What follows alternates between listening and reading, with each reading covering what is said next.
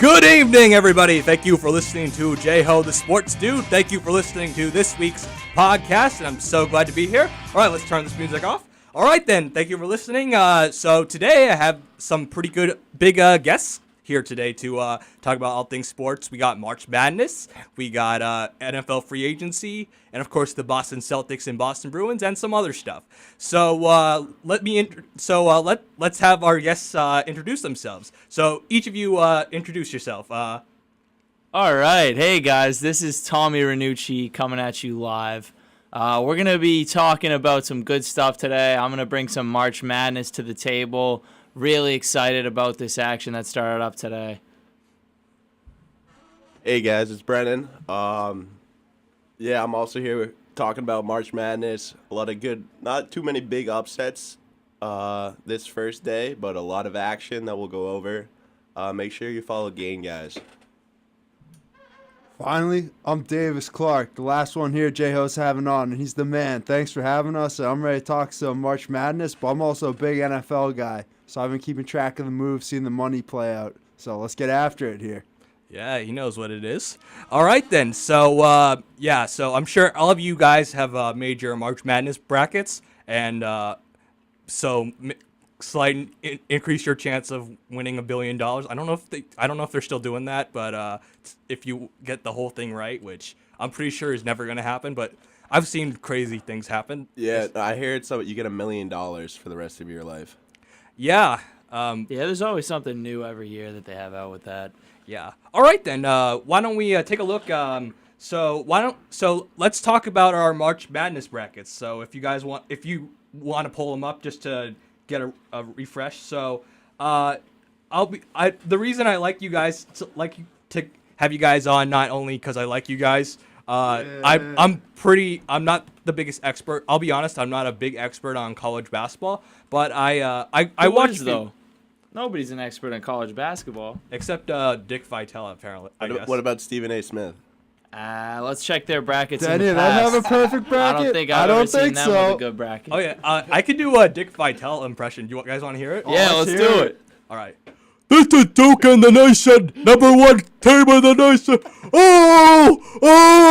Isaiah Williamson is breaking in. That's good. And the whole... I love it. That's and great. And Marchesevsky's in the back. I mean, go Duke. J-Ho, you should get his job. I love that. That's great. Right there.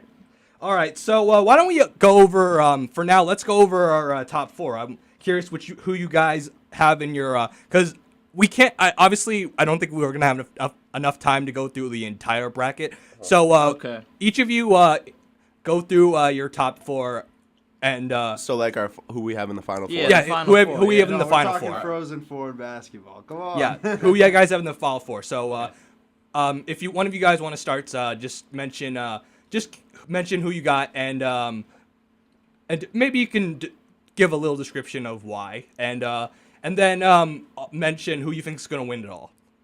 All right, yeah, let me get it started here. So, I mean, my take on this bracket, to be honest, I don't even know where I went wrong with the Final Four, or if I'm going to go wrong, because I think it's pretty great. So I got Purdue coming out of, they're the South. So I got Purdue out of the South, and then I got North Carolina coming out of the Midwest. So that's that side of things. They're handling it. It's all going down in Minneapolis. So that's my eastern side of the Final Four. And then the other side coming out of the East, I mean, who doesn't have Duke in their top Final Four coming out of that division? And lastly, out of my West division, I got Michigan. I saw them perform pretty well against Michigan State just the other week. You know, I think they're a strong team. They got a good bench. So, I mean, my Final Four might not be the most popular with Purdue and Michigan in there, but I think those are two sleeper picks that could get into it. And then moving into the Final Four, just to avoid the Duke North Carolina rematch, I don't think that's going to happen. So I threw Purdue in there with Duke. What do you got, Brennan? All right, mine's pretty similar to Tommy's. Of course, I got Duke coming out. I mean, I got them winning it all. So, I mean, you can't bet against Zion Williamson. That's like betting against LeBron. I also have Michigan. I think Michigan's a strong team. They were in the finals last year, returned some players. They have a good coach, good program. So I could see them back in the Final Four. Coming out of the South, I believe, I have Villanova. So Villanova out of the South. Yeah, Villanova. All right then. I don't know about that, but They're- okay, I like it. yeah, I like it. Anything can happen. Going for the championship experience. Well, I mean, if you look at Villanova's past, they've been to countless Final Fours. They have a great coach, great program. Yeah, Jay Wright's electric. Yeah. Yeah. He emulates the perfect college coach, I think. He's Yeah. he's a great role model for the guys and really gets his team to play for him. Big So loss, that's why I though. have him. What? No, they don't have Dom DiVincenzo. That's okay. Hey, he's a big time player for them. I mean, I got Nova in there, and then to cap it off, coming out of the West, I got Midwest. I have North Carolina, because North Carolina is also a very strong team. And then in my final, I have North Carolina versus Duke, and Duke edging them. All right then. So Okay. Davis, what do you got? Okay, so I've got the same two standard teams in there too, Duke and North Carolina. Everyone wants to see that rematch. Everyone's gonna say, "Oh, you're crazy for picking this," but who doesn't love a good rivalry in college basketball? 80% of people picked it. 80% basketball, but it was the Celtics Lakers ever get old for all those years? No, it got better and better, just like this rivalry on the college level. But the other two teams I have in my Final Four are the sleeper picks. I have two number 3 seeds actually. One of them is Purdue. They're a 3 seed. They've got the potential to make some electric plays. They've got an unreal fan base. And I know this because we were on spring break last week, and we got some inside tips from some Purdue kids. Hey, shout out Fort Myers Beach, Lanikai Resort. Yeah, they know Woo! what's up. But yeah, Nice. the Purdue people, they're giving the inside tips. They said the school's really rallying around out there, and I think there's going to be some magic right there. Yeah, I know someone from my hometown that goes to Purdue, so I'm sure. Shout out to Kartik. All right, so Kartik. Same here. Watch out for Texas Tech, too, but shout out to Vardon Dawasar in Purdue, too. Another guy loving so it. I hate to be unoriginal, but I'm also going with Duke and North Carolina too. Yeah. I kind of feel like those are two of the best teams, and so I kind of wanted to go outside the box for the other two. So I went with Florida State for Okay, good another pick. Oh, for okay, for nice. another team. I like that. And the one that's kind of out of the box is I also picked Wisconsin to be in the Final Four. Ooh. Yeah, Yikes. yeah, My buddy goes to Wisconsin. yeah. Somebody gave me a tip that they would be a pretty good team. So I think What was that tip? Did they just tell you, or? yeah that somebody picked them to win it all. I'm not doing that. So yeah, that's a push, man, for sure. yeah. So I'm actually going with the jumping on the North Carolina bandwagon. I think they're going to win it all. Okay. I think they have their play has really impressed me, especially when they've played Duke. Whenever I've watched them, and Roy Williams is a great coach, and so I think because of that, I believe I'm jumping on the North Carolina bandwagon. So Okay. So I actually picked in the final two, Florida State and North Carolina. So and we'll see how that goes. Fun fact, one player on Florida State's actually from Massachusetts. He's originally from Lowell, Mass. Wow, I didn't Like know Terrence that. Mann. Yeah, Mass puts out a decent amount of basketball players. I was kind of surprised about that. Yeah. Yes. Yeah. All right. So then I have the scores right over here. So let's quickly do go it. over what's happened so far. Yeah, there's been hopefully some close scores, man. Yeah. Hopefully your brackets aren't busted too much. Oh, not yet. I'm looking at mine. Mine's not even looking that bad, man. Yeah. So Minnesota beat Louisville by 10 points. Yeah. Uh, That was yeah. That was I think that was kind of expected. Yeah, I agree. Even though the Louisville had the higher seed. Those 7 and 10s though, they're always close. Did everyone pick that game for Minnesota, too? Yeah, I picked Same here. Minnesota. J-Ho, did you pick that one? Hold on, let me double check. Like I don't remember these things by heart, but Right. let's see. I think I picked Louisville. Oh, the odd man out. Damn. Yeah. Well, That's why we're here, ladies That's and all gentlemen. right. I'm a pretty big Louisville fan, but I had to go with Minnesota this time. hey, that's why I rely on you guys. Yeah, exactly. Yeah, that's why I brought you guys here. All right, LSU beat Yale. Yep. By, Close game, only by 5 points. Jeez. Yep. I'm telling you, that Ivy League 14, they always give a good performance in the tournament. Yeah. Every single year. Yeah, and Auburn beat New Mexico State by a point. Yeah, just barely. They almost choked at the end. Yeah, I don't man, know if anyone believe saw that. that. Watch for Auburn to get hot, though. They looked really good in the SEC championship, shooting the lights out from three-point land. Yeah. So they could get it going. I've got them going past Kansas in the next round, too. Ooh, Yeah. I don't know about that. Yes. Kansas is nice. Heated All right, up, then. though. Dedrick Lawson, I think he's top 5 player in college basketball right now. Yeah. Easily. So, and also, I actually did watch these two games pretty good, actually during class. Oh. So hopefully none of our teachers are listening to this podcast. Yeah. So, I'm so sure. I watched I'll tell 'em. I watched Florida State play Vermont. It was pretty close for a while, and then at the end they kind of even though I will say Vermont they didn't go quite away. They shot a bunch of threes at the end, but like at the end they just couldn't come back, and so they beat them by 7 points. So Florida State beat Yeah. Vermont. And I also watched Michigan State versus Bradley, and that was actually a really good yeah. game for a while. Yeah, where's Bradley from? I've never even heard of that school. Yeah, let's pull it up right Pull now. that up. Because I was surprised to even see that name in the tournament, and better yet to give Michigan State, not a total run for their money, but they put up a good game. It wasn't a typical 2-seed, 15-seed blowout. Yeah. Yeah, believe it or not, I'm looking at it right now, and Bradley University is located in Peoria, Illinois, and has less than 5,000 kids at school. See, So- now that's impressive. Jeez. That is very impressive. Oh yeah. Also, something that stood out about that game. I don't know if you saw it, but Tom Izzo was must have not ate his Snickers or something. He was very Oh. unhappy. Yeah, I would have been too. What person would you compare him to? If he wasn't Tom Izzo, who was he that game? That's a good question. Who's that guy with the guns from Looney Tunes? Elmer Oh, Fudd? Is that it? Yeah. Elmer Fudd. Yeah, so we got Elmer Fudd coaching Michigan State to a big win today in the first round. Yeah.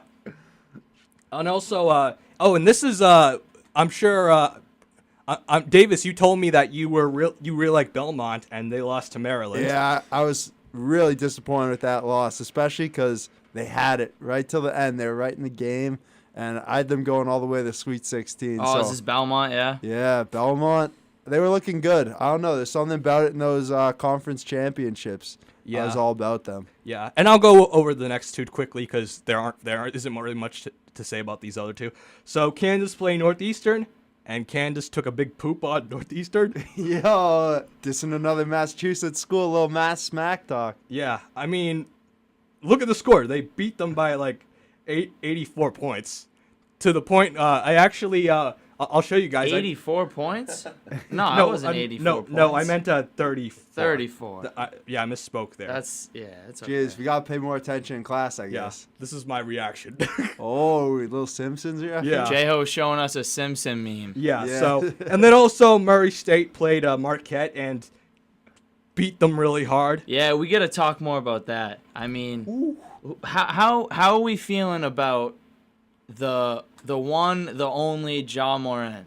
I'm saying he leads Murray State past Florida State in the next round, too. After he put You up that think big so? triple-double today, I that's like something that. else. I really like that take. I'm telling you right now, this guy's the real deal. He's right up there with Zion. People are already saying it. But as far as getting into the league, Hold up. what? He's up there with Zion.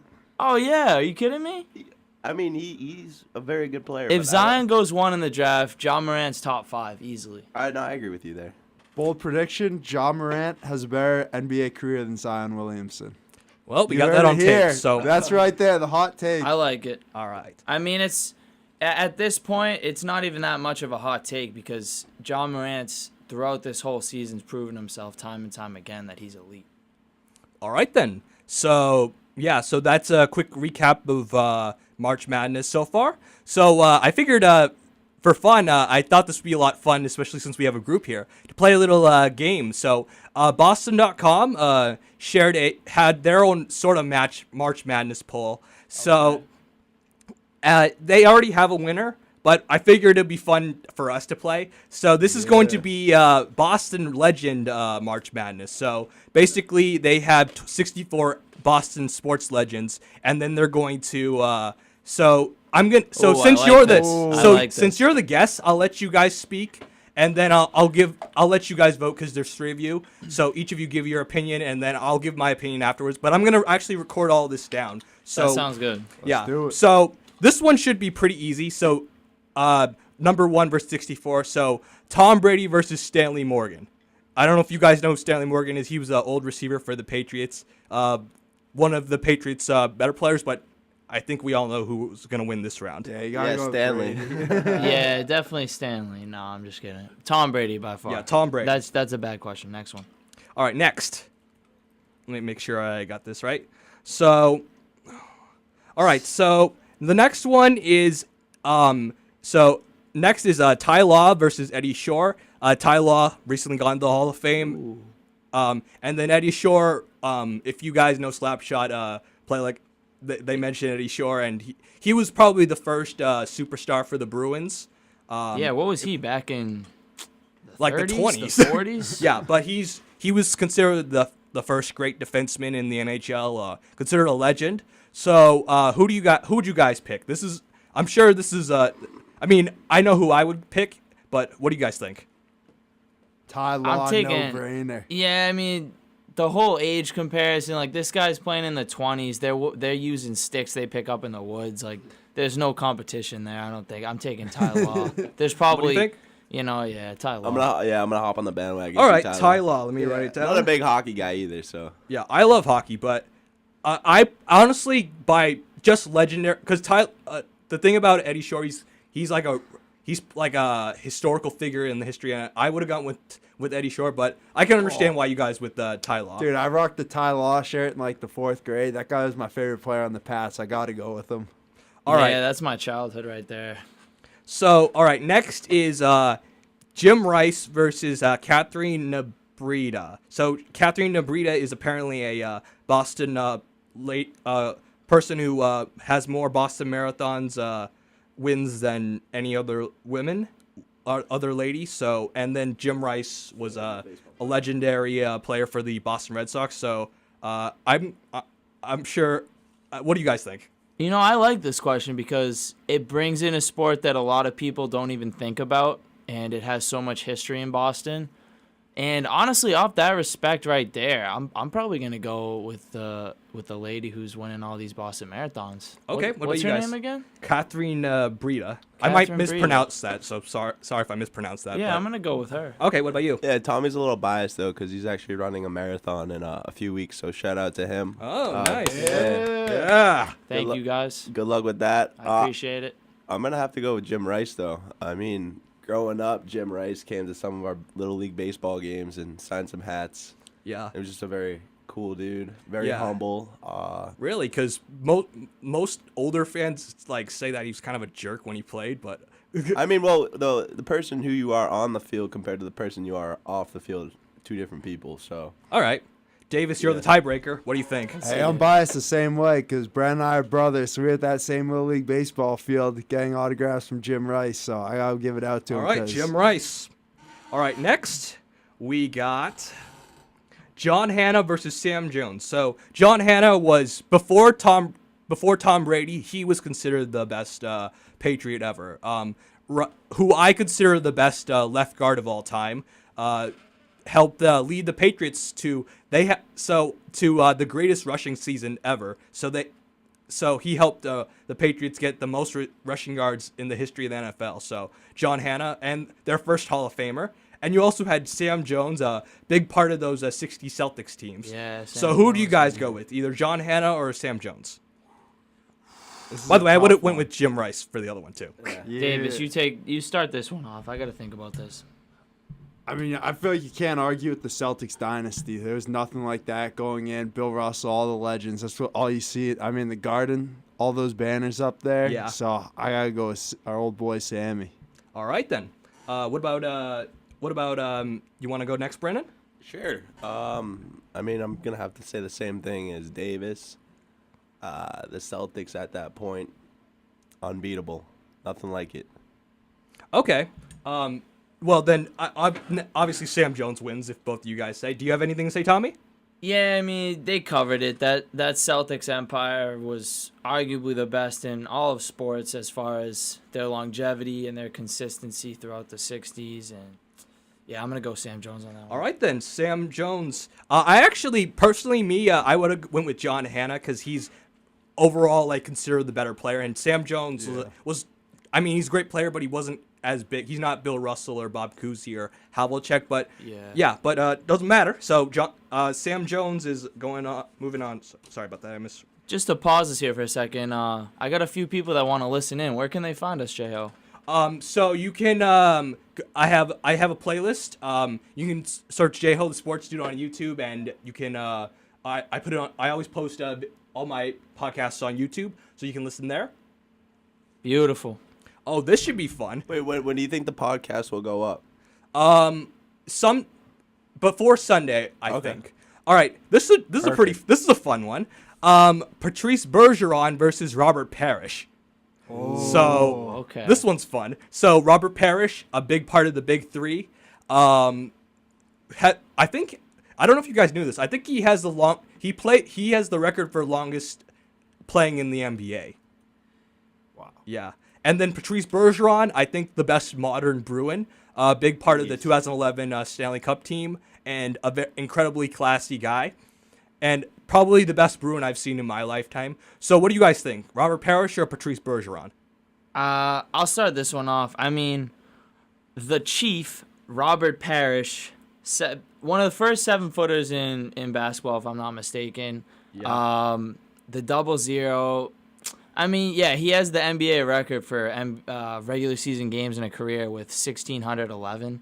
And I mean, just comparing rings alone, putting all that aside, Robert Parrish still stands out. I think that's a clear one for me. So what do you guys think? I'm going to have to say Bergeron. Ooh. Because I don't really know a lot of hockey, but I know who he is. So it shows that he is a beast. Yeah. Davis, you want to break the tie? You got the tiebreaker. Dude, I gotta go with Patrice Bergeron just because of all he sacrificed for Boston sports. He's been battling more injuries than anyone else. He's a true legend. He's gone through concussions, back injuries. He's just a warrior on the ice if I've ever seen him. Yeah, this is hard for me. I mean, personally, because of bias, because I grew up with them, I might go with Bergeron. But I mean, Tommy, you're not wrong. This was really close. Yeah. Yeah. All right, next. We got John Havlicek versus Doug Flutie. So Doug Flutie played for Boston College, responsible for one of the most iconic plays in Boston in college football history with that Hail Mary against some say Miami. In sports history. Yeah, and then John Havlicek, one of the greatest Boston Celtics of all time, one of the anchors of the '60s Celtics, and would help transition them to the '70s. So who would you guys go with? 100%, I'm going with John Havlicek. He's got the iconic play, and more than anything, he's one of the greatest point guards of all time. You gotta give him credit where it's due. Havlicek steals the ball! Yeah, there's the imitation we're looking for. It's all over! Who doesn't know that one? Havlicek steals the ball! There we go. Wait, do you do any other impressions?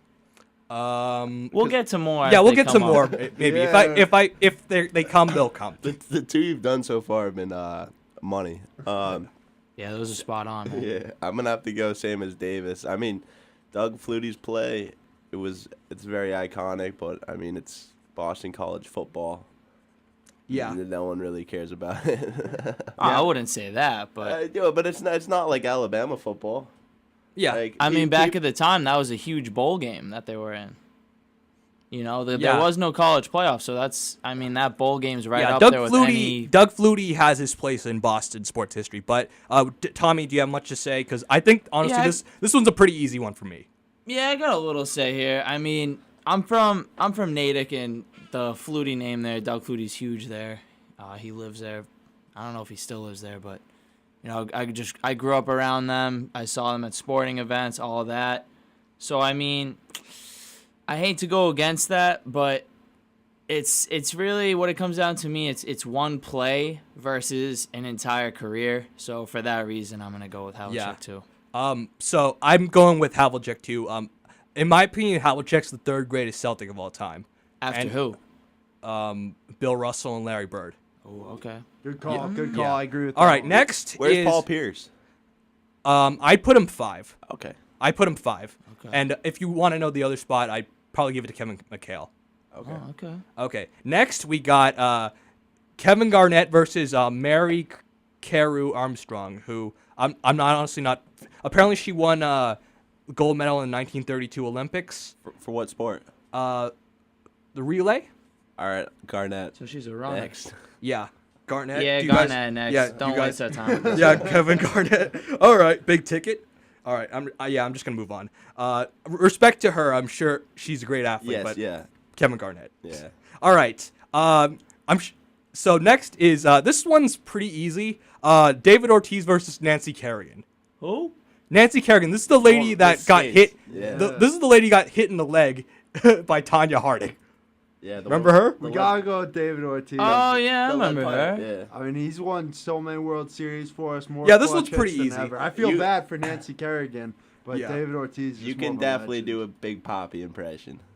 Probably. I don't think I Nah. can.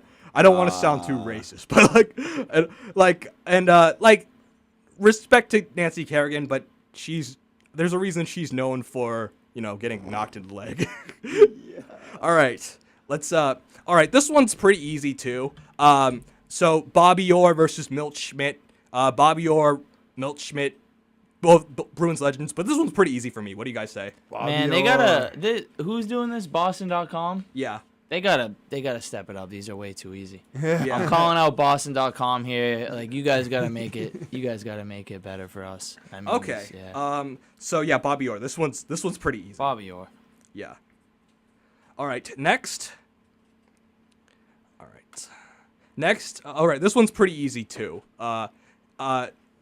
Catherine Switzer, who ran in the marathon too, and Wade Boggs, who obviously is not the most popular guy in Boston ever, but a Red Sox legend. So what do you guys say? Yeah, I mean Wade Boggs. He did some sketchy stuff, right? Yeah. Yeah, What did he once do? Someone remind me of that. He's famous because supposedly on a flight from Boston to L.A., he drank 60 plus beers. I mean, I think he could take on anyone at UMass with that type of capacity. Man. But yeah, great baseball player. Yeah. So, all right, we're moving on. I know. I bet a Noosh could take him. Okay. Shout out to Anoush and gang guys. All right, next, Marvelous Marvin Hagler versus Fred Lynn. So Hagler, undisputed middleweight champion from 1980 to 1987, versus Fred Lynn, a Red Sox legend. Who do you guys say? I might take Martin Hagler on that one. I'm with you on that one. Yeah. So yeah, I'm gonna try to move these along pretty quickly because Yeah. especially Marvelous Marvin. Yeah, Marvin Hagler. Yeah. I'm gonna go a little faster now because there's a lot of matchups. So Okay, we'll go. Instead of one bite, everyone knows the rule. It's one pick. Yeah, one That's pick. it. We'll That's go right it. All around right. the circle. Billy Rogers versus Mike Haynes. Billy Rogers is a track guy, and he was a marathon runner, and Mike Haynes was the corner for the Patriots. I'm going marathon runner on this one. Marathon runner. Marathon. Bill Let's do Rogers. it. Yeah, Bill Rogers. All right. Oh yeah, Bill Rogers. Yeah, I'm definitely taking him. He's a legend. Okay. Next. He wouldn't be on the list if he wasn't. All right. Manny That's true. Ramirez versus Janae Bonet Samuelson. Come on, Manny! Boston.com. Come on, Manny Best left fielder of all Ramirez. time. Yeah. Come on. Manny.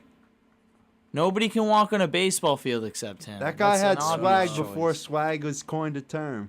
All right. Let me Yeah. check something first. Messed that one up. Sorry about that. Yeah. Manny. Great hitter though, natural. Yeah. He was one of my favorite players growing up. So, all right. Bob Cousy versus Megan Dunham. Bob Duggan. Cousy. Bob Cousy, yeah. Cousy, Bob- yeah, Let's absolutely. do it. Let's do it. Cousy. Coos. The Coos. All right. Next one should be pretty easy, too. All right, let's hear it. Oh, this is really tough. Paul Pierce versus Rob Gronkowski. Ooh. Okay, now we're getting better, Boston. Yeah. So Paul Pierce, the truth, versus Rob Gronkowski, arguably the best tight end to ever. Yeah, play this the one's game. pretty good. I mean, I know what my answer would be, but I kind of want to hear what you guys got to say. Yeah, what do we think, guys?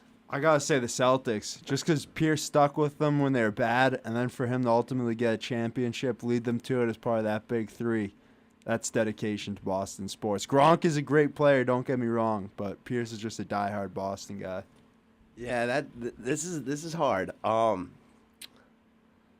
mean, it's Paul Pierce versus Gronk. I mean, Gronk's they're both legends. I think this might be the hardest out of so far. Yeah,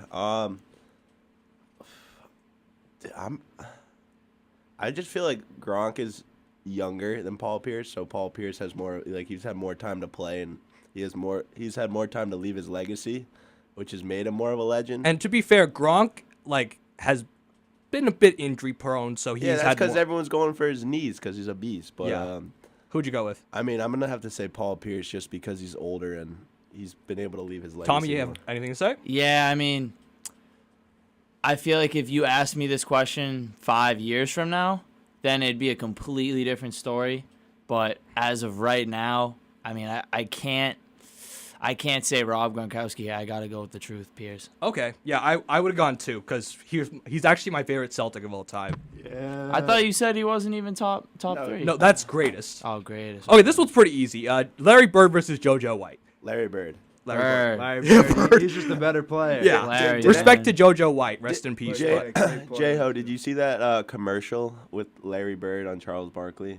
yeah, That's pretty funny. yeah, that was interesting. This one's easy too. With respect to the other guy, Bill Russell versus Mike Eruzione. I don't know if you guys know. Russell. I don't know if you know guys who Eruzione. Eruzione is. He was the captain of the 1980 U.S. hockey team that beat the Soviets, Yeah. Wow. and he hit the game-winning goal. But this one's pretty easy, I think. Yeah, Bill Russell. Gotta go with Bill Russell. Bill Russell. One of the Yeah. greatest basketball But I players do of all respect time, if Eruzione. not the greatest. Oh, 100%. That is one of the biggest games in U.S. history. All right. Randy Moss versus Gino Cappelletti. Cappelletti was like the first, I would say the first star for Patriots, and Randy Moss Randy Moss. is pretty self-explanatory. What do you guys say? I want to go with an Italian American, a fellow Italian American here, but I mean Randy Moss. Randy He's- Moss. Yeah, I Randy mean, Moss. there's nothing like that one season he put up. Oh yeah. Okay. over Next. 20 touchdowns. Next we got Roger Clemens versus Bobby Gibb.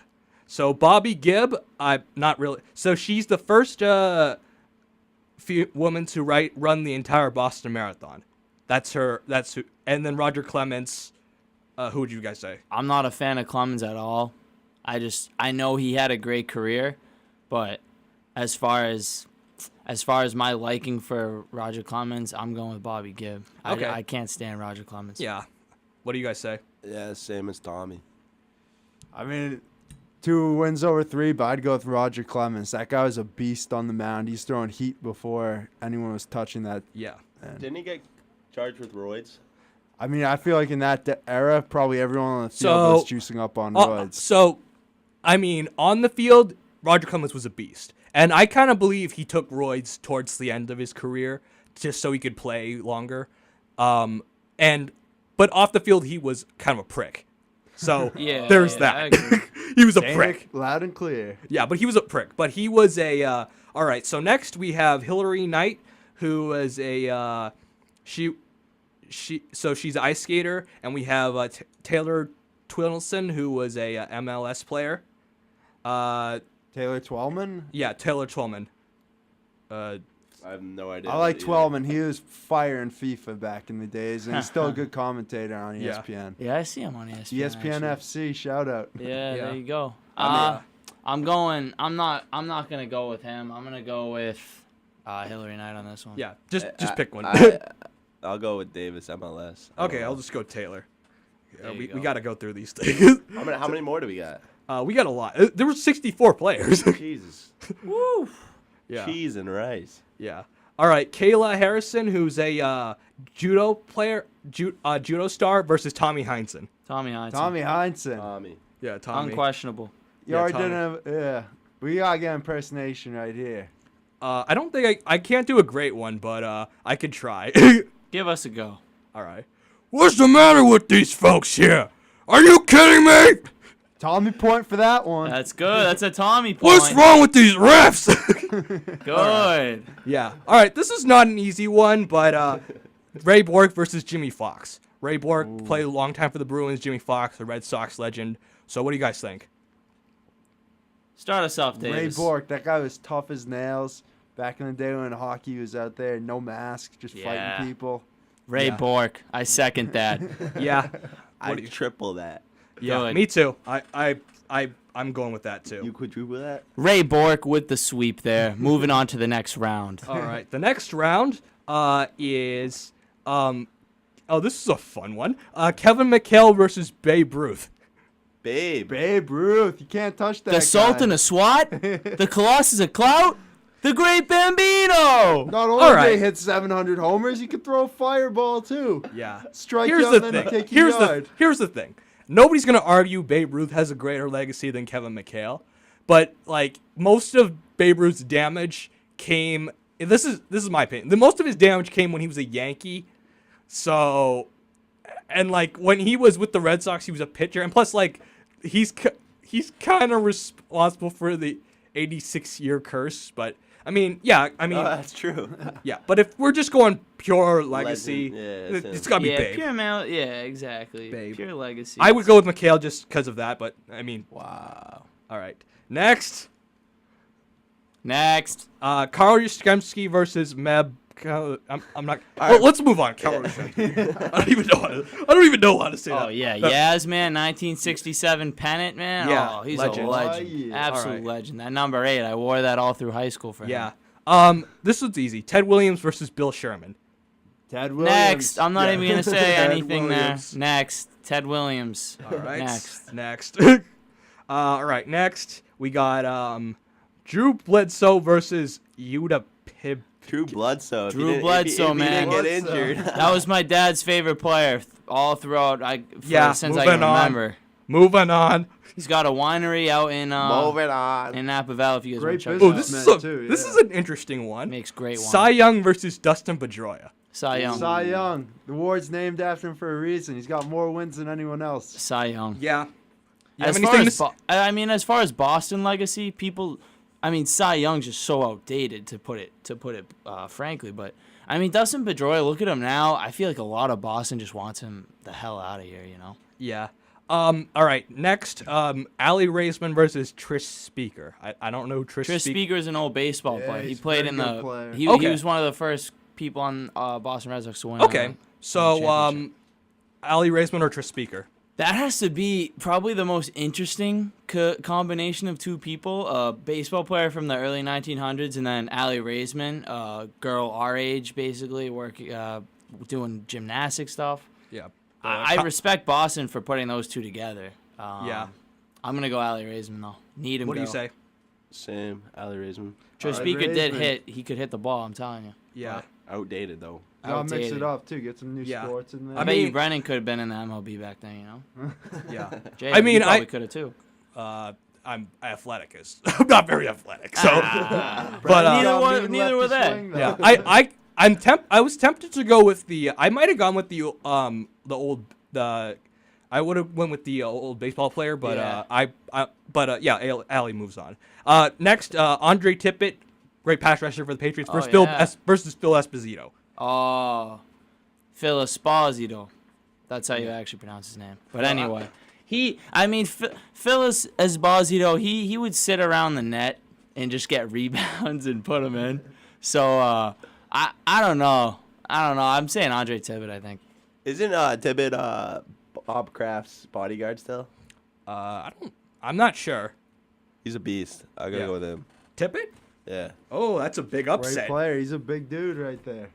Okay, he's a great player. I would have probably gone with Esposito, but I mean, yeah, why not? Let's make things interesting. All right, next, Cam Neely versus Johnny Busick.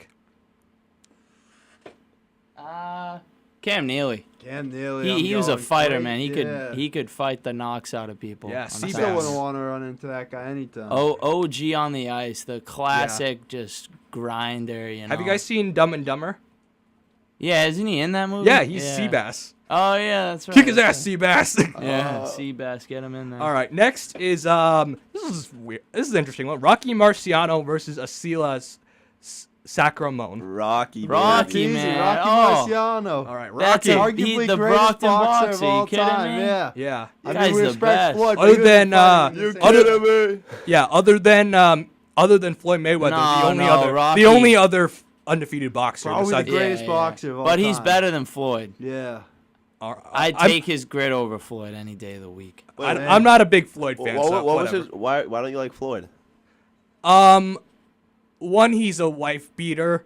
Two, I don't Do you- know. do you like- I think he tends to be kind of disrespectful to past legends. I don't know, like just something. I just don't really like So him. you don't like his like who he is as a person.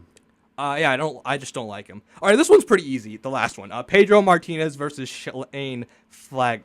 Martinez. Pedro. Yeah. Pedro Martinez. What do you Flanagan's what do you a good think of marathon McGregor? runner. What I think of McGregor? Yeah, he was in Boston. This Yeah, past week or I like something. McGregor. I like his. I like I don't mind cocky people. I just don't like it when you're like, I don't know, like. Like Floyd. Yeah, there's just something about Floyd that kind of rubs badly off me. I don't know what it is. But Yeah, that's definitely understandable. Yeah, but that's what sells though. whatever. All right, moving on. we have to move on. All right, Tom Brady versus Ty Law. Tom Brady. Tom Brady. Yeah, moving on. I think I already know who's gonna win this. By the way. Yeah, Jim Rice versus Sam Jones. This is an interesting one. Ooh, I don't think Jim Rice is good enough to get the Sweet 16 spot here. We're in the round of 32. Yeah, but if he wins, he would be in the Sweet 16. Yeah, he's going down to. Sam Jones, I think we rock it. Yeah, let's do Sam. Celtics Sam Bruins. Jones, got it. Yeah. All right, Sam Jones. All right, Patrice Bergeron versus John Havlicek. Havlicek. Havlicek. Yeah, I love Patrice Bergeron, but it's got to be Havlicek. It's just gotta be. Yeah. Kevin Garnett versus David Ortiz. David Ooh, Ortiz. Poppy. Big Poppy. Yeah, actually, KG was my brother's favorite player growing up. So Oh, you have a brother? yeah, I have a brother. How old's your brother? He is 20. Oh. Yeah. Good, So, good. His birthday's in his birthday's in May. So Oh, nice. So he's gonna be He's 21 soon. 21. man. You're, Yep. you're gonna have to After bring that? him to the bars. all right. Next we got this was pretty easy. Bobby Orr versus Wade Boggs. Bobby Bobby Orr. Orr. Yeah, this is easy. And the reason I wasn't thinking of the reason Wade Boggs is kind of mixed is because he went to the Yankees. Yeah, that's Yeah, why. those people dancing around. Even Paul Pierce. Paul Pierce went to a bunch of places after. But he never went to the He didn't go to the went to the Lakers. Lakers. He went to New York though, He was on the Clippers. Yeah, and he but went to LA. L.A. He went to New York He and just L.A. moved to All right, LA, go to- Bill Rogers versus Marvelous Marvin Hagley. What's the question again? Marvin Hagley versus Bill Rogers. Bill Rogers. Bill Rogers, legendary marathon runner. Push him through. Okay, next we got. Hold on one sec. Bill. Okay, next we got Manny Ramirez versus Bob Cousy. Manny, baby. Yeah, Manny. has that Manny, he's swag. got to get through. That's broke the that's curse. our time too. Yeah, crazy Manny. All right. Crazy. This one's easy. Even though, but Paul Pierce versus Larry Bird. Larry. Bird. Larry Bird. I love Paul Pierce, but it's got to be Larry Bird. It's got to be Larry Yeah. Bird. Okay, so this one's easy for me. Bill Russell versus Randy Moss. Bill Russell. Bill Randy Russell. Moss was Yeah. barely even in Boston. Yeah. He was Russell. here, what, a year or two? Not Yeah, even, he was you know? here for a few years. Yeah. Bobby Gibb versus Taylor Tawwell, the soccer player. Wellman. Yeah, 12. Jeez, that's a tough one right there. Great Bobby Revolution player. I mean, personally, I would put Paul Pierce in, but I mean that's just how the draft went. So we just ended up with a terrible pick here. So let's go Twelman for the hell of it. Let's see how Wellman, far he Team can go. USA, great scorer on there. Yeah, I'll push Taylor. him through. I'm sorry if we sound very ignorant, but we're These we're are just our not, opinions. That's all they are. Yeah, we're not familiar with a and lot if- outside the four sports. I'll be honest, I'm very clueless. So all right, next Tommy Heinsohn versus Ray Bork. Ray Bork. Bork. I like Ray Bork here. Yeah, One of the greatest Bruins. yeah. I mean, Tommy has been involved with the team like basically throughout their championship history. But it's as far as greatness as a player, we're just talking about as a player. It's got to be Bork. Yeah. Yeah. All right. Babe Ruth versus Yaz. Babe. I don't know. I love Yaz, man. I mean, 67 pennant. Babe Ruth, the big curse. He's the one that started it in Boston. He gave us the curse. Yeah, but who's more of a household name? Yeah, but this is Boston.com's thing. This isn't household. This is for Boston sports. Yeah, Yaz couldn't get it done, honestly. Yeah, We're but I mean, he looking got at the it. pennant. He brought baseball to Boston. He was a household name. Babe He brought hit for baseball to the everyone. Nah, but Babe Ruth, that's more across the United States. Yaz was way more of a household name in Boston, I think. Yeah, Babe Ruth was a trader. He went to New York. Yeah, Yaz hit the Triple Crown. Like that stuff didn't happen then, you know? I mean, I'm going if Yaz you guys there. are you guys willing to change or no? Okay, well, Babe's moving on. I don't know about I don't that. think he's gonna last. That's why I don't. As far as a Boston, Yeah, from a this Boston one's standpoint, this one's pretty easy to me, but I don't know what you guys feel. Ted Williams versus Drew Bledsoe. Ted Williams. Ted Williams. All right, yeah, we're moving Sorry, on. Great Drew. hitter. Williams, in my opinion, maybe the greatest hitter of all time. Hit I'd agree with 406. that. Yeah. Yeah. Last guy to hit 400. This is the funniest one because it's like the oldest figure here and the youngest figure here. Cy Young versus Allie Raisman. Say Cy Young. Cy Oh, Young. I like that. Yeah, Cy Young. That's in my opinion the funniest one because you got like the youngest person on this list and the oldest person. That is hilarious. Yeah. Yeah, that made me Andre laugh. Tippett versus Cam Neely. Cam Yeah, Neely. Neely. I like Cam Neely there. Yeah. Rocky Marciano versus Pedro Martinez. Ooh, that's a tough one. That's a good one. I gotta go with Rocky Marciano. I mean, Yeah. Pedro's a great pitcher, but he's not on his level in his sport. Yeah, Yeah, I but mean, we're Rocky talking- was the best. The Brockton boxer. It was in his name, Gave back basically. to the Boston was in his community. name. Yeah, I'm going Rocky on that one. I got to. Okay. All right. Poster of him hanging in my basement. Rocky? Too. Yeah. Yeah. Rocky. Yeah. So Yeah, Rocky. Okay. Next next round. So this one maybe should be pretty quick. Brady. Yeah, Brady versus Sam Jones. So Brady. yeah, Brady. All right, Kevin Garnett versus John Havlicek. Havlicek. If you guys have any opposition, then we're just gonna move on. All right, Bobby Orr versus Bill Rogers. I thought we took David Ortiz over Garnett. Oh, whoops, made a mistake. Yeah, so David Ortiz over Kevin Garnett. Sorry about that. So it's pretty easy. Havlicek versus Ortiz. Actually, this is Big pretty hard. Poppy.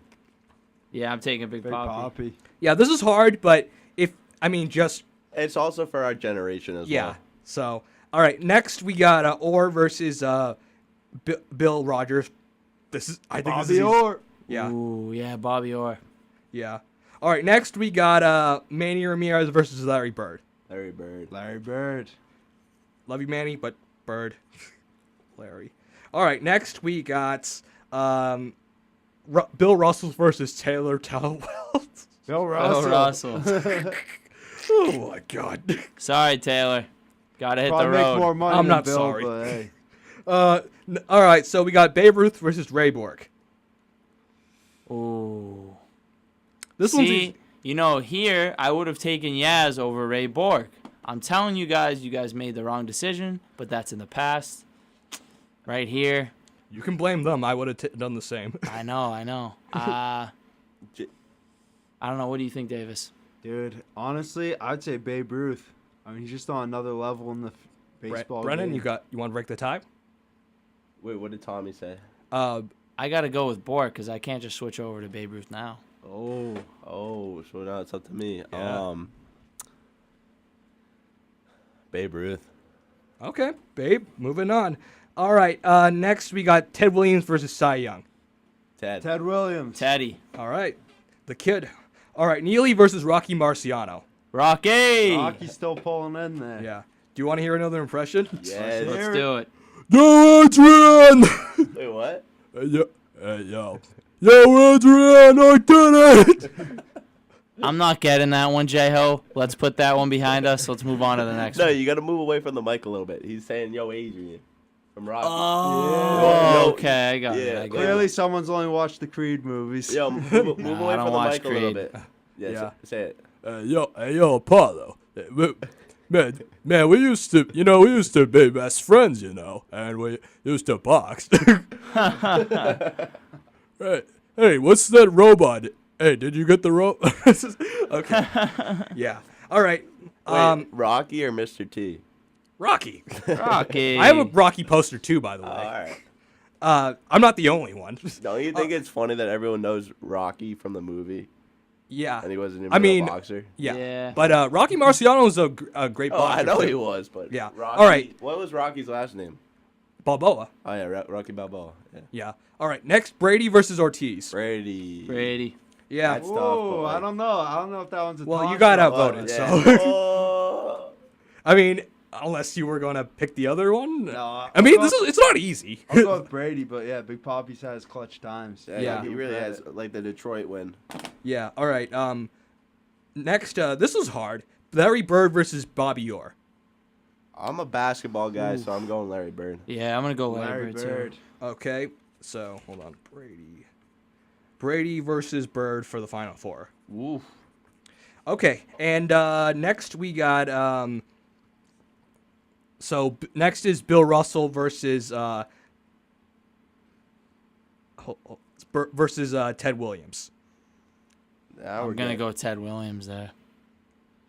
I'm do you going guys Bill think? Russell. I gotta Bill go Russell. Bill Russell too. What do you He think, brought Joe? more championships to Boston than anyone else. Yeah, that's Uh, true. Yeah, what do you think? Ted Bill Williams, Russell. though. Bill Russell. Okay.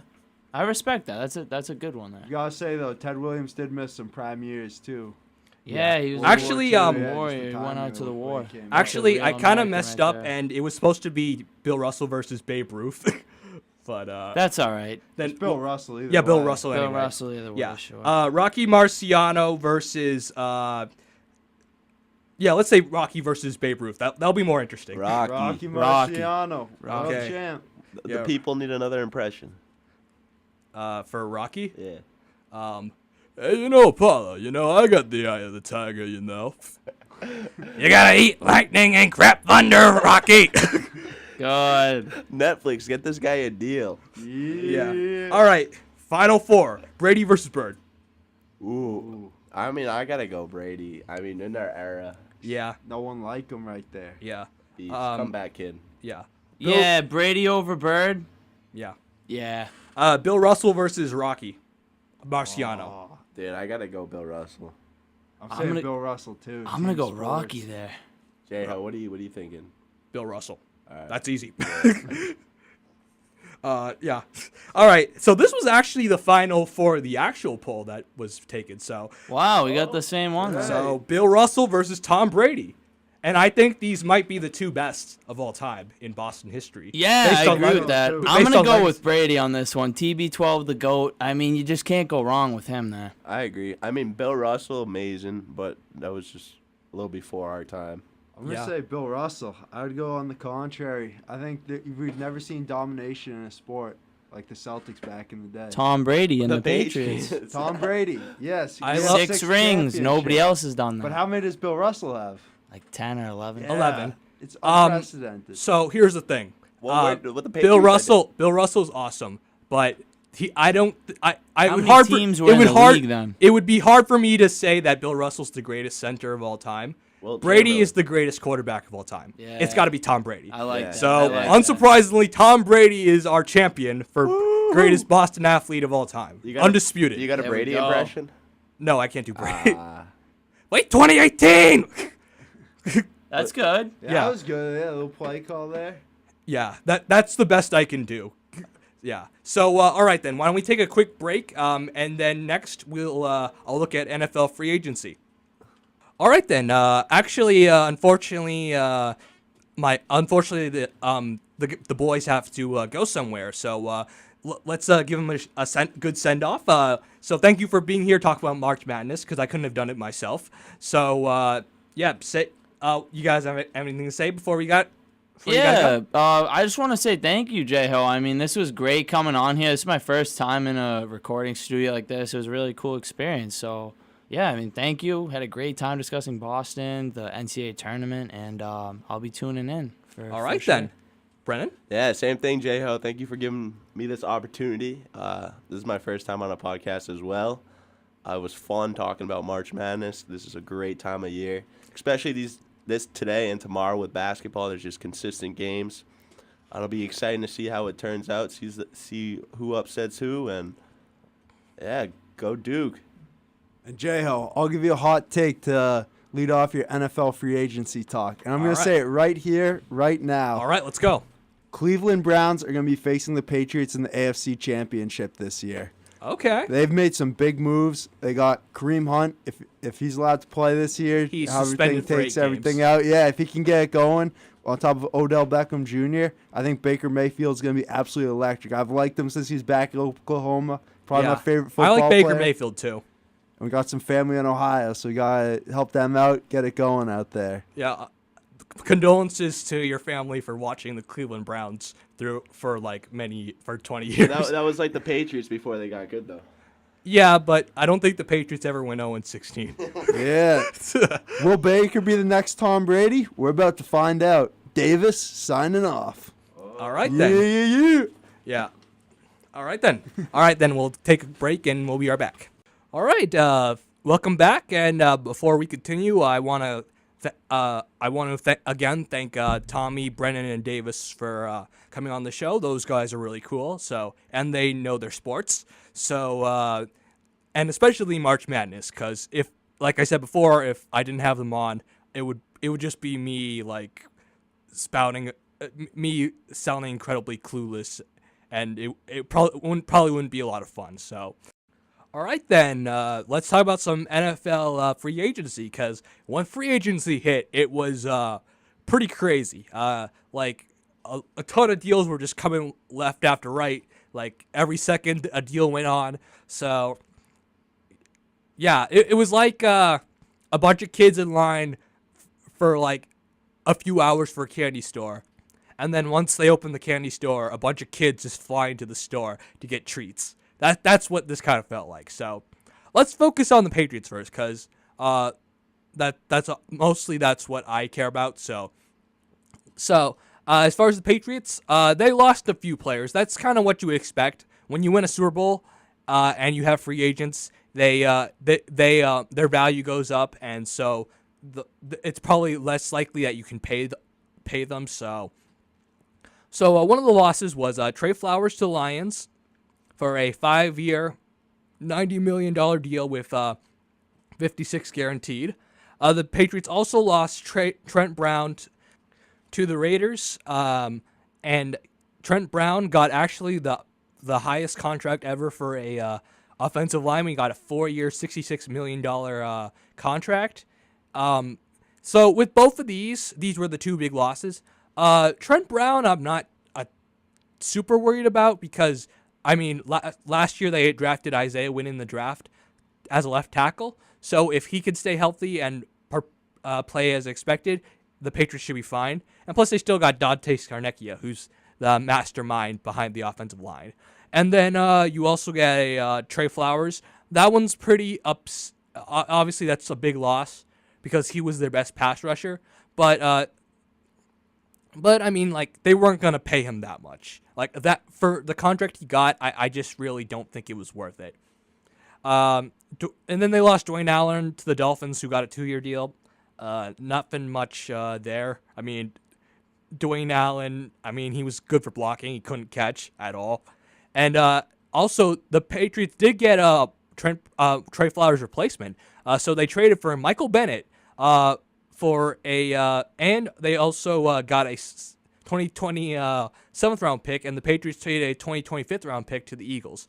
Michael Bennett, not as good as he was in Seattle, but I still think a very effective pass rusher. I think he can get the job done.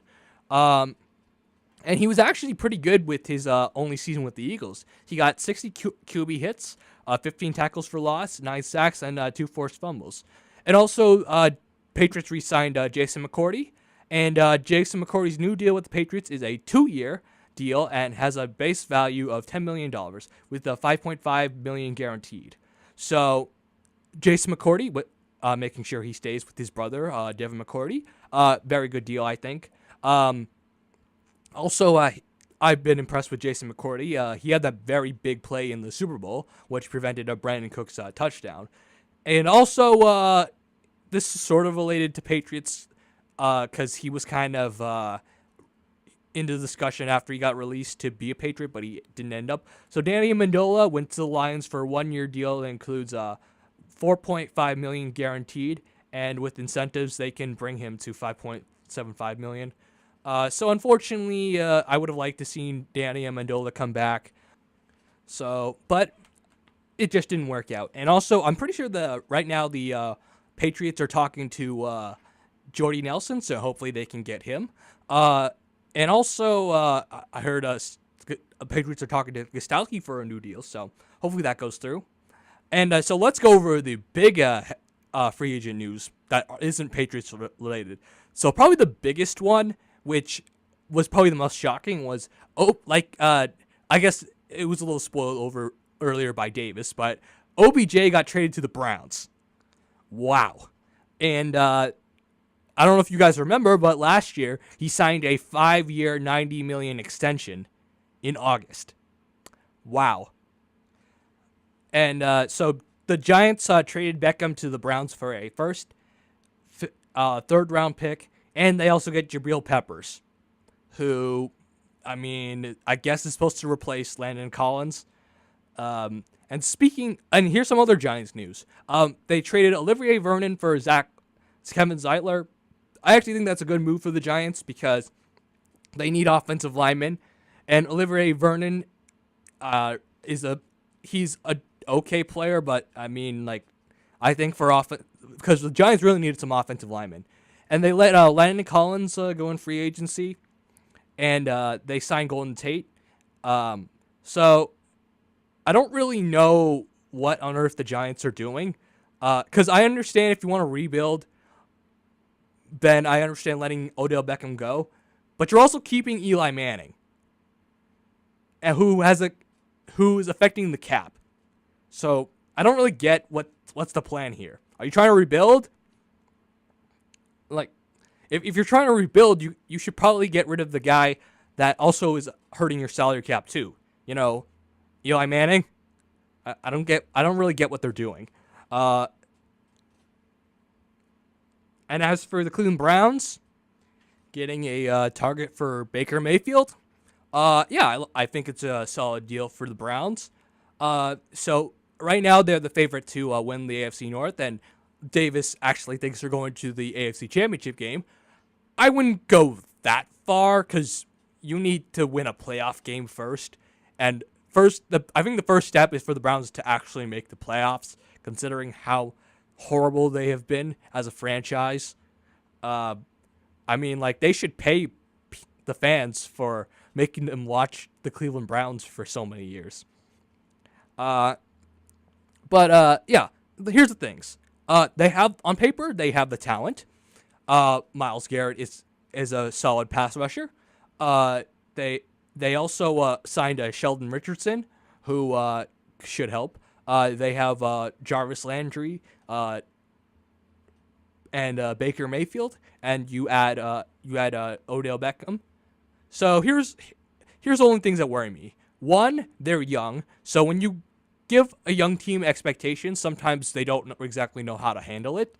Also, I'm curious. When trying to overcome a losing culture is not easy. When essentially the expectations is we're gonna stink, and now your expectations to be good, it's hard to overcome that. Like, and there's probably no culture in maybe the history of sports worse than the Cleveland Browns. So, yeah. So I think the Giants could win the North. We'll see how well the Steelers do, because even though they still have talent. Baltimore, they lost, I think, a little too much, and I'm not even going to mention the Bengals. So yeah, I think that this is a decent move for the Browns. I'm not really sure. I mean, I'm not against getting rid of Odell Beckham, because he was very annoying and could be and potentially be an annoyance in the locker room. But one, I think the Giants organization did a terrible job of controlling him, and two, I mean, like I said before, like if you're rebuilding, why is Eli Manning still there? To mentor the next quarterback? Why would he want to do that? Do you think he wants to do that? No. I think he'd rather go to another team so he can win. All right, then. So I'm going to quickly go over the other free agent signings, and I'll give a quick opinion on them. So I mentioned Landon Collins. So he left for free agency, and he got a deal with the Washington Redskins, 6 years, $84 million. Landon Collins is a good safety. That's way too much. Like, I don't watch a lot of Giants games, but like, it seems like Landon Collins is one of those safeties that is not great in coverage. And plus, isn't it a sign that the Giants didn't want to franchise tag him and they were willing to let him go? I mean, isn't that a sign that maybe this isn't the greatest idea? I don't know. Maybe he could prove me wrong, but I just don't think that's a good deal. Oh, and how could I forget the Pittsburgh Steelers? So, the Pittsburgh Steelers, we all knew that Le'Veon Bell and AB were leaving. Antonio Brown were leaving, and they did.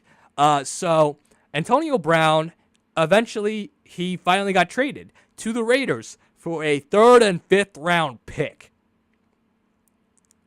Look, I can understand that they're kind of stuck because AB says he wants to leave, so his value decreases because everybody knows you're trying to get rid of him. But I think you could have maybe gone something better than that. Maybe 2nd round pick.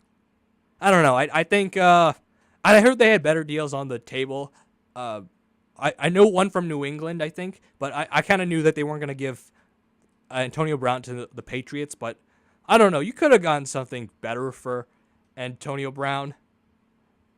That's what I think. And then the Jets signed Le'Veon Bell for a 4-year, $52.5 million deal. So this is a good new deal, I think, for the Jets. It's not a ton compared to what Le'Veon Bell wanted. And they get one of the best running backs in the NFL. And the Jets also signed C.J. Mosley, who became a free agent, to a 5-year, $85 million deal. So I would say this is a good deal for the Jets. In fact, the Jets had a pretty good offseason overall. So let's see how far the Jets can go. It all kind of depends on Sam Darnold. And also, the Jags signed Nick Foles for a 4-year, $88 million contract. And they released Blake Bortles, who signed with the Rams. I mean, contract's a bit much. I understand the Eagles gambling on Nick Foles, considering Blake Bortles was their quarterback. The thing is, Nick Foles has never really played an entire season at elite level, so I'm a little curious if he can actually perform for a whole year. Because if he can, the Jags could be a Super Bowl contender. So I have no idea. I'm not sure. I don't know how to feel about this deal, but it could help them a lot, or it would make the Jaguars fall on their face. And also the Ravens, even though they let a lot of players go, they signed Earl Thomas and Mark Ingram. Earl Thomas is a very good deal. Earl Thomas is a great safety when he's not hurt, and Mark Ingram's a solid back. And also, speaking of Ravens, the Ravens traded Joe Flacco to the Broncos for a 4th round pick. So from a Ravens standpoint, this is a good deal because you get rid of Joe Flacco, who's under a big contract, and allows you to move on to the Lamar Jackson era. The Baltimore Broncos, I have no idea what they're doing. I mean, you think Joe Flacco's going to help you? I mean, he got benched. I know he's had great moments in the past, in the postseason. But, I mean, when was the last time he was the postseason? 2014, I think? Oh, my God. And also a deal that doesn't really make a lot of sense, which is, so Broncos trade Case Keenum and a 7th round pick for 2020 to the Redskins for a 6th round pick in 2020. I guess good for Broncos because they get rid of Case Keenum, who just really wasn't for them. Redskins, I don't really know what they're doing because, I mean, they have a okay team and a decent defense. I just don't think Case Keenum is a. I think Case Keenum has shown that he's probably best served as a backup. Whatever. All right, then. Why don't we move? Then we'll talk about the Eagles, who traded a 2019 6th-round pick and 2020 7th-round pick for Deshaun Jackson. So Deshaun Jackson goes back to Philly, and they've also signed Malik Jackson for 3 years, $30 million. So Eagles had a pretty good offseason. The Dolphins signed Ryan Fitzpatrick, probably just as a stable quarterback as they transition to next year and tank for next year because the Dolphins are probably going to be really bad. And then the next deal the Dolphins made was they traded Ryan Tannehill for a 2019 7th round pick and a 2020 4th round pick. And the Dolphins also get a 2019 6th round pick. So the Dolphins get rid of Ryan Tannehill, which allows them to move on. I've never been a Ryan Tannehill fan. When NFL experts were saying that he could have been the next big thing, I watched him play the Patriots. I watched him a few times. I was just never really sold. So the Dolphins get rid of him to transition to their rebuild, which I think is the right move for the Dolphins to do. Titans, I'm a little confused on why they did this. I guess in case Marcus Mariota gets hurt, you got 2 mobile quarterbacks, but I don't know. I guess for injury sake. And Teddy Bridgewater re-signed with the Saints. Bears signed Clinton Dix. Cowboys signed Randall Cobb. Rams signed Eric Weddle and Clay Matthews. Titans signed Cameron Wake. I'm going through these pretty quick because there's a lot, and I don't have a lot to say about these. So the 49ers traded a 2020 2nd-round pick for Dee Ford. The Bills signed Cole Beasley. Anthony Barr signed with the Jets and realized he was making a life mistake and decided to re-sign with the Vikings. Raiders trade left tackle Kelechi Osemele. Yeah, that's how you say his name. I'm sorry if I messed that up. 2019 6th-round pick for a Jets 5th-round pick in 2019. The Chiefs signed Tyrann Mathieu. The Chargers signed Thomas Davis. And like I said before, Browns signed Sheldon Richardson, and the Bills signed Frank Gore. So that's the NFL free agencies so far, and as you expect, it's pretty crazy. So yeah, why don't we take a break, and then when we come back, we'll talk about the Boston Celtics, and yeah, this should be interesting. All right, then, welcome back to J-Ho the Sports Dude, and let's move on to the Boston Celtics. So going into this, so let's first talk about the game against Golden State, because going into this game, I was unspeakably depressed. The Celtics were playing horrible basketball. I thought they were going to get killed, and then something interesting happened. The Celtics blew out the Golden State Warriors in Golden State. It was like watching Bizarro World. Like when I was watching it, I was like, did these teams switch bodies? Was this Freaky Friday? But it wasn't. The Boston Celtics actually beat the Golden State Warriors 128-95. Gordon Hayward had a really good game. He scored 30 points. And the Celtics overall dominated the game. Field goal percentage, Boston had 51%. Field goal percentage, Golden State had 40%. 3-point percentage, Boston hit 41.2% of their 3-pointers. Golden State hit 22.9. Turnovers, Boston had 11. Golden State had 22. Rebounds, Boston had 51. Golden State had 52. So I was really shocked and pleased. And it was also a little frustrating because, this team can play really well. It's just, are very inconsistent. So it was a pleasant surprise. All right, then, and then, so essentially the Celtics went on a little West Coast road trip. So next they played the Kings, who, and without Kyrie Irving, and the Celtics won 111-109, and Gordon Hayward hit a game winner to win the game. And this was a pretty back and forth game, which, as you expect, the Sacramento Kings are a team on the rise. They're not a championship contender, not even close right now, but you can definitely see some improvement from them. Jason Tatum had 24 points. Field goal percentage, Boston hit 50.6% of their shots. Sacramento hit 50%. 3-point percentage, Boston hit 39.4% of their three-pointers. Sacramento had 44.8. Turnovers, Boston had 18. Sacramento had 18. Rebounds, Boston had 41, and Sacramento had 47. And then the next game, Celtics beat the Lakers 120-107, and you would hope that they would get revenge for losing at home to the Lakers, and they did. Kyrie had 30 points, and LeBron James had 30 points. But as you can see by the score, another person's 30 points meant more compared to another guy. Field goal percentage, Boston hit 51.6% of their shots. Lakers hit 48.4%. Boston hit 36.8% of their threes.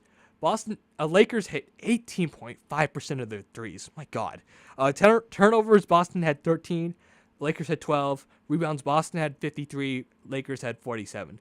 So this game was pretty competitive at first, but then at some point they just blew them out of the building, and yeah. Lakers are bad. All right, next, Celtics lose to the Clippers.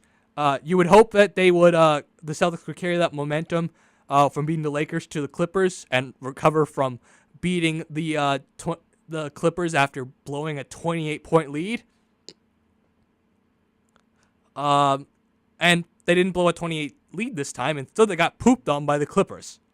They lost 140-115. This was a disgrace on defense. Like, this was some of the worst defense in Celtics history. Terry Rozier, 26 points. So he was their best player. Field goal percentage, Boston shot 48.4%. Clippers shot 61.6%. 3-point percentage, Boston shot 38.9%. Clippers shot 46.4%. Turnovers, Boston had 13. Clippers had 20. Rebounds, Boston had 38, and Clippers had 52. So this was just a disgrace on defense. Like, offensively, they weren't that bad, but defensively, this just awful.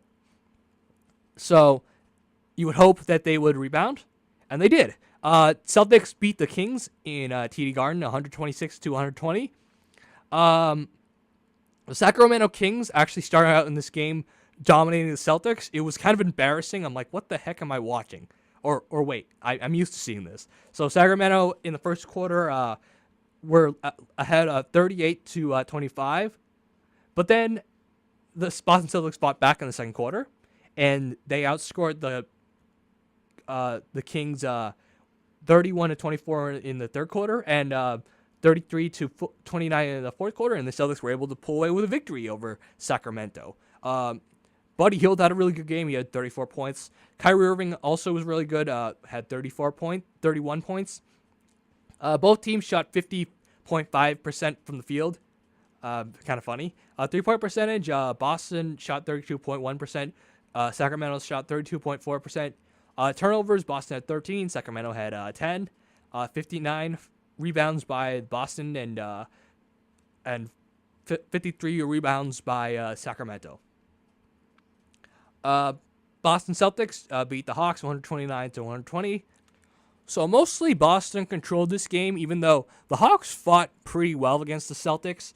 Trae Young had 26 points. Trae Young has really turned it on. I mean, I know a lot of people at the beginning of the season thought he was going to be like a bust, and looking at Luka Doncic, but Trae Young's actually played well.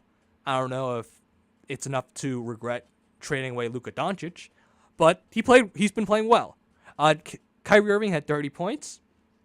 Boston shot 47.3%. Atlanta shot 43%. Boston shot 36.1% from three. Atlanta shot 37.5% from three. Turnovers, Atlanta had 17. Boston had 14 turnovers. Rebounds, Atlanta had 59. Boston had 61. So, good win for the Celtics, even though you would have hoped that they would have blown out the Hawks, because the Hawks are a terrible team, but they won. Next, Celtics lose to the Nuggets 114-105. This was pretty frustrating. Isaiah Thomas. This was Isaiah Thomas's night. Isaiah Thomas night. I think this was the first time Isaiah Thomas had come back to the Garden since he was traded away for Kyrie Irving, and it was a great ceremony. It was very heartwarming. Even though Isaiah Thomas hadn't been with the Celtics for a long time, and you could argue he didn't really do a ton for the franchise, but I think he put Boston back in relevancy while they were rebuilding, and he put his heart and soul into the team. So I really like the tribute, and just seeing him embrace the fans was really really nice. This game was close for a while, and then at the end the Boston Celtics just couldn't just lost, and they got beat pretty bad in the fourth quarter, and they couldn't recover. So Jokic had 21 points, Kyrie Irving had 30 points, field goal percentage. Denver had 38.9%, and Boston hit 41.9%. 3-point percentage, Denver hit 35.9% of their shots. Boston hit 30.8% of their shots. Turnovers, Denver had 19. Boston had 13. Rebounds, Denver had 60, and Boston had 48. So, and also I gotta mention that inbound play at the end of the game was a disaster. With 1 second left,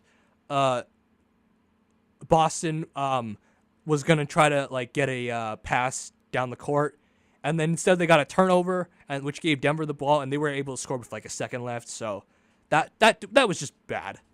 So this was just a bad loss, and I'll get to why these losses really hurt now. So and then next you would hope they would beat the 76ers. They lost 100, but that didn't happen. They lost 118 to 115. In the first half, Boston was looking really good against Philly. The first quarter, they outscored them 39-30. In the second quarter, they were beating them. They were ahead by a lot. They outscored them 30-28, and at one point, it was actually getting a little. They were getting a pretty good lead, but at the end, I didn't like what I saw when they fouled. I believe JJ Redick shooting a three, and I didn't really like that at all. And they got three free throws, and then it kind of went downhill from there. In the third quarter, Philly outscored Boston 27-21 and 33-25 in the fourth quarter, and Philly was able to get the 3-point win. Jimmy Butler came alive near the end. I don't know. It was really bad. Stats. So Kyrie had 36 points, and Joel Embiid had 37 points. So Joel Embiid was really good, not really shocking.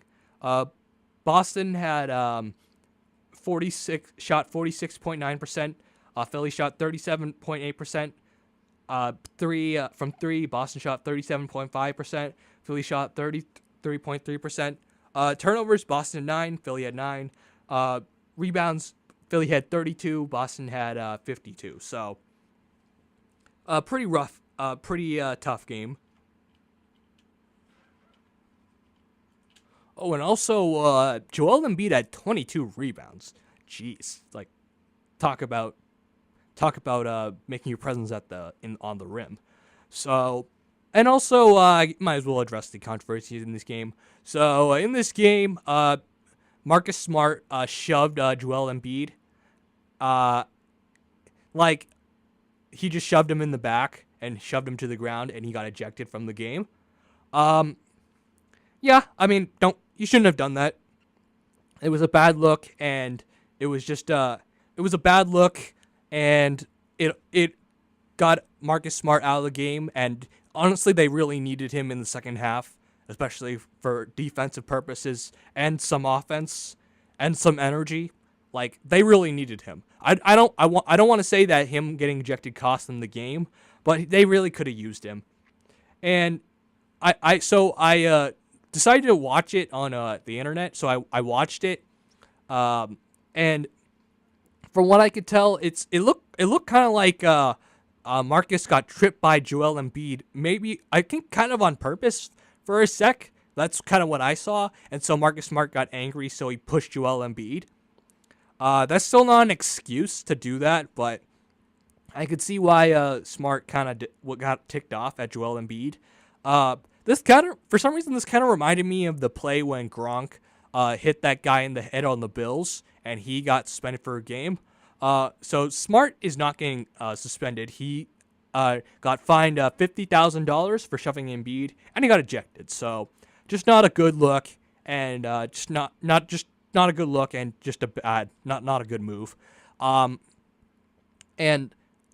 like the Celtics, I will say over this stretch have looked better than they did in the previous weeks. They haven't been losing to terrible teams. They've played much better, especially on the offensive end. Defensively, that comes and goes. Like some nights they're decent, sometimes nights they're really horrible, like against the Clippers. And like really down the stretch, the Celtics have no margin for error.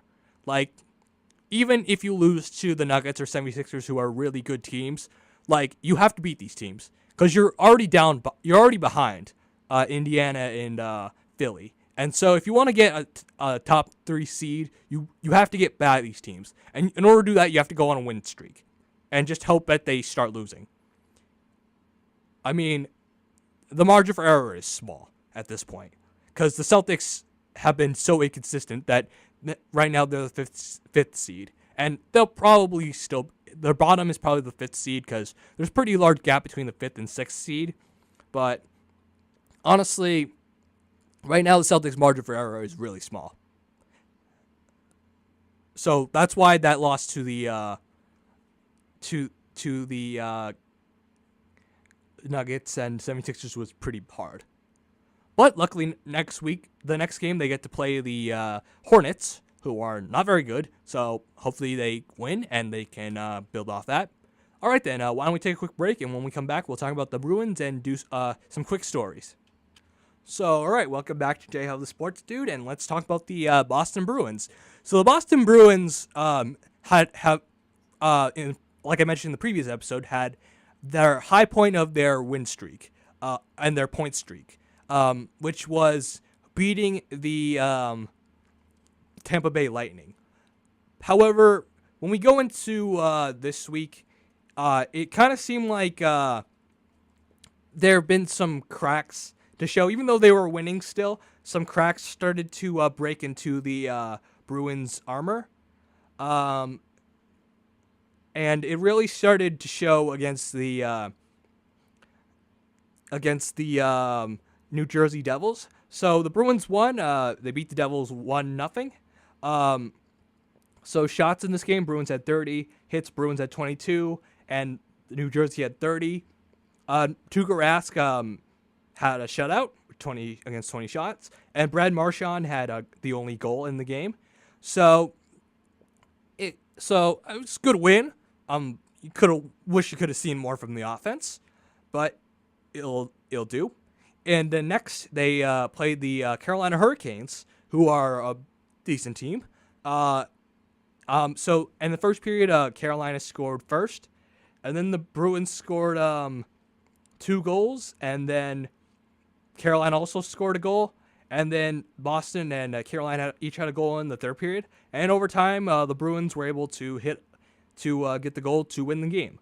Shots, Bruins had 38. Carolina had 37. Carolina had 24 hits. Carolina had 28 hits. David Krejci had a goal and assist, and Chris Wagner had a goal and 0 assists. So Bruins beat the Panthers 4-3. In the second period, Panthers had a 2-1 lead. And then in the third period, the Panthers had a 3-2 lead. But then with a few seconds left in the game, Matt Grzelcyk scored a goal to tie the game on a power play. And Patrice Bergeron hit the game-winning goal with 7.2 seconds left in the game. And the Bruins were able to get a victory over the Florida Panthers. So shots, Bruins had 38. Shots, Panthers had 25. Hits, Panthers had 21. Bruins had 19. block shots, Panthers had 19, Bruins had 6. So Patrice Bergeron had 2 goals. David Krejci had 2 goals. So continues the win streak. And then next, they played the awful Ottawa Senators. And you expected them to beat the Senators, but you always know that when you have a win streak, there's always going to be a trap game. And for a second, you thought this was going to be a trap game, and it was. So in the second period, Boston and Ottawa were tied 1-1. In the third period, so Senators got the first goal of the third period, and then Chris Wagner scored a goal to tie the game, and then David Krejci was able to hit a game winner with 44.7 seconds left. So another last second shot to win the game over the Ottawa Senators. So shots, Bruins had 31 shots, Ottawa had 19 hits. Bruins had 22, Ottawa had 25. David Krejci had a goal, and Chris Wagner also had a goal. So even though Ottawa was terrible, they were really in this game, and that extended their point streak to 19. So they had a 19-point game streak, and even though their streak was continuing, you could definitely see that they were winning, but very closely after the Lightning, and they were also losing, making games very contested with some not very good teams. Devils and Ottawa were not great. So, and then it unfortunately culminated with a loss against Pittsburgh in Pittsburgh. The Bruins lost to the Penguins 4-2. I guess it wouldn't be as bad to end your streak against the Penguins instead of Ottawa, but fortunately the streak came to an end. So in the first period, the Penguins were up 2-0, and then in the next period, in the second period, both teams scored a goal. And in the third period, the Bruins actually were able to score a goal with like basically a minute left in the game, but unfortunately they couldn't get the tying goal, and the Penguins were able to get an empty net goal to basically seal away the game. So unfortunately they lost to Pittsburgh. So shots, Bruins had 41, Penguins had 37, hits, Penguins had 28, Bruins had 20. Yeah, they just ran a gas. Like at some point, like I said before, at some point when you're winning, but like winning closely, it's not gonna always work out. And it didn't. It culminated with Pittsburgh, and the Bruins got a little bit of losing streak here. So the next game, a bit of a skid. The Bruins played the Columbus Blue Jackets and got their butts whipped. In the first period, the Columbus Blue Jackets scored 3 goals, and the Bruins got a goal, but it was 3-1. And the next thing you know, in the second period, the Blue Jackets start scoring goals, and it's 5-1. So it's not looking very good. However, the Bruins, to their credit, fought back. Also in the second period, the Bruins scored 3 goals themselves and were only down 5-4. However, unfortunately, the Bruins weren't able to get a goal to tie the game, and then Columbus piled on 2 more goals in the third period to essentially put the game away. Shots, Bruins had 31, Jackets had 35, and hits, Bruins had 22, Columbus had 18 hits, and it was just an ugly mess what happened in Columbus. It was nice that they fought back for a little bit, but it was just ugly, especially on defense. So next, the Bruins lose to the Winnipeg Jets 4-3. So in the first period, Boston was down 2-1 to the Jets. Second period, the Bruins were able to tie it with a goal. However, unfortunately, the Jets scored 2 goals in the third period, and essentially, even though the Bruins got a goal, they just couldn't come back. So shots, Bruins had 39 shots, Jets had 24. Hits, Bruins had 24, Jets had 21. and block shots, Jets had 19, Bruins had 8. So overall, just they did fight well against a really good Jets team, but it was unfortunately for nothing. And I was getting a bit worried because the Bruins were definitely on a skid, and so but they got to but now they got to go home, and they played the Columbus Blue Jackets, and hopefully they could get revenge for that drubbing they got in Columbus. And it was also St. Patrick's Day themed, and Conor McGregor was in the building too to drop the ceremonial puck and cheer on the Bruins. So that was pretty cool. So both teams scored in the first period, and then there was no scoring after that. But then in overtime, Brad Marchand scored the game winner and did the Conor McGregor dance, I guess. I think that's what you call it. So shots in this game, Bruins had 33. Both teams had 34 hits. Also, Columbus had 25 shots. Brad Marchand had a goal and assist. Patrice Bergeron had a goal and assist. So overall, very good victory for the Bruins to disrupt the skid. And then the most recent game, the Bruins went on the road to play the New York Islanders, and they essentially just took a giant poop on them. In fact, this is probably the most dominant Bruins victory of the year. They beat them 5-0. Get a load of this. Bruins had 39 shots. Islanders had 13 shots. Bruins had 20 hits. Islanders had 23 hits. This was just complete domination. Sean Crowley had 2 goals. Nolan Achari had 2 goals. Tuukka Rask had 13 saves and had a shutout. This was probably, honestly, the easiest game Tuukka Rask had to play because he only faced 13 shots. Like, I don't know. Like, this was, I don't know, this was the Bruins at their best and probably the Islanders at their worst. So, very happy that they dominated, but this was, wow. And, like the Islanders, like, the Bruins dominated, but the Islanders made a lot of bad mistakes. They had a lot of bad giveaways.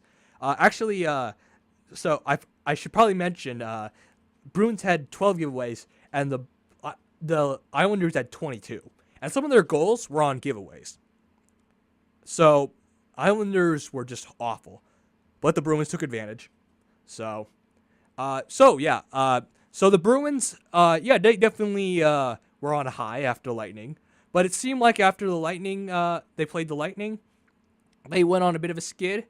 And their offense really kind of was not as consistent. But they were able to rebound. And recently, this dominant win over the Islanders should probably lead to hopefully another win streak. So I kind of have the same questions about this team as far as the scoring depth. And honestly, Charlie Coyle hasn't really done anything for the Bruins. So I don't know if that deal's turning out very well. And so hopefully now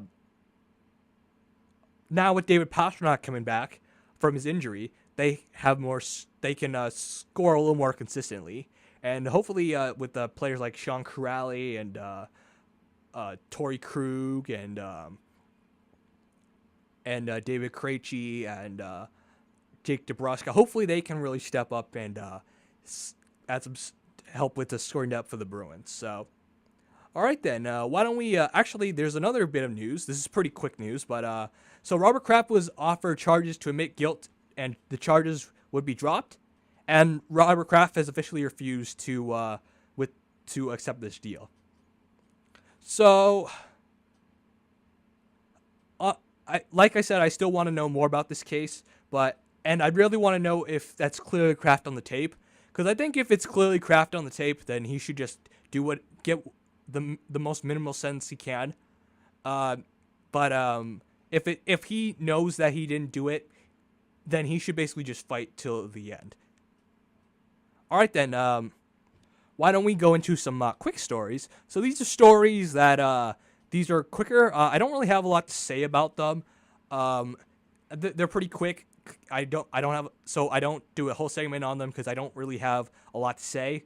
So why don't we get over them quick? So remember how last week I mentioned how Bryce Harper, Manny Machado, and Nolan Arenado got paid a lot? Well, get a load of this. Mike Trout, the best player in baseball, got a 12-year, $430 million contract. Holy moly. I mean, I'm a little torn on this. On the one hand, he is worth it. He is the best player in baseball. And from an Angels perspective, you want to keep him. So, and you don't want to risk him leaving in free agency. So, it's good to hold on to him. But on the other hand, one, I still don't believe in 10-year contracts. I'm just not sold. Two, the Angels have, throughout Mike Trout's history, have never been able to put together a really competitive team. They only went to the postseason, I think, once in Mike Trout's career. And so paying him this much money makes it harder for you to get players on the Angels. So I don't really know how this is going to turn out. And also, I got to think now, how the Red Sox going to pay Mookie Betts? I mean, I like to think that this contract is just going to be because Mike Trout's the best player in baseball, and nobody's going to go higher than this. But I don't know now with Mookie Betts becoming a free agent next year. I don't really know what's going to happen here. I don't know if the Red Sox are going to.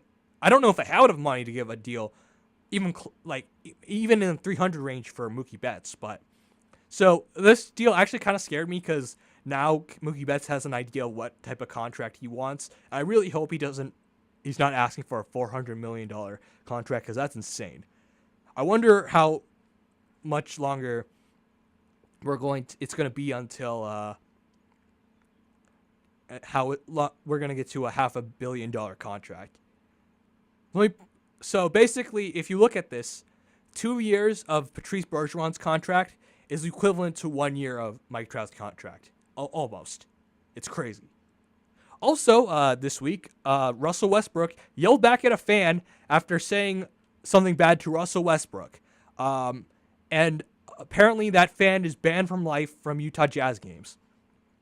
So, this is just my opinion, but I've always kind of felt like in these instances, fans need to be held more accountable. I understand that they're paying they get paid, and and here's the thing, I think two things fans can say are inbound. One, you stink or you suck. That's in bounds. Or booing you. I think that's in bounds. Saying like something offensive or making fun of somebody's family, I usually think that's out of bounds. Like with the Malice in the Palace, I actually blame the fans more for that, for throwing beer on Ron Artest and like heckling the players and getting in players' faces. Like I blame the fans more for that. Like Ron Artest or Meta World Peace rightly got punished, but those Pistons fans I think really deserve the cope of the blame. Like I hold more accountability to the fans because they should know better, and rightfully so. That fan got banned for life from Utah Jazz games because that's not acceptable. And like Russell Westbrook, like yeah, he should try to ignore them, but fans, just because you pay a lot of money to see them doesn't give you the right to just say whatever you want. You pay to watch them play. And to all those fans who say, "Oh, we pay for the players." No, they get money from their owners. Like the owners, the GMs, the team pays for them. You don't pay for them. I mean, I guess they wouldn't make the amount of money they do without fan support. But just because you pay a ticket and you pay a lot of money to sit, and plus the NBA has like probably the closest seats to the players. So this is kind of the only sport in which this is kind of a big deal or even a real deal. Just because you pay a lot of money to sit close to them doesn't give you the right to say things like that to them. So honestly, fans who think that please go away. And speaking of banning fans, James Dolan, the wonderful owner that he is, kicked a fan out of MSG for telling him to sell the team. And now he's banned from Madison Square Garden. Dolan's a clown. Why would anybody want to play for the Knicks? I mean, Kevin Durant, Kyrie, do you want to work for James Dolan? A humongous clown who pays artists, pays to perform in front of in concerts with big artists. The guy who gets offended when someone says sell the team. I don't think so. And Kareem Hunt got suspended 8 games from the NFL after videotape of him beating up a girl. So I think this is a good punishment. It's kind of glad that the NFL's finally giving out, reasonable punishments for things like this. Not like 2 games for Ray Rice, or like 1 game for Josh Brown, the kicker. Remember him from the Giants? Oh God. And also, Tom Brady on Instagram decided to go skiing, and he analyzed Lindsey Vohn's skiing tape for tips on skiing. Brady, watch out. We don't want you to hurt yourself.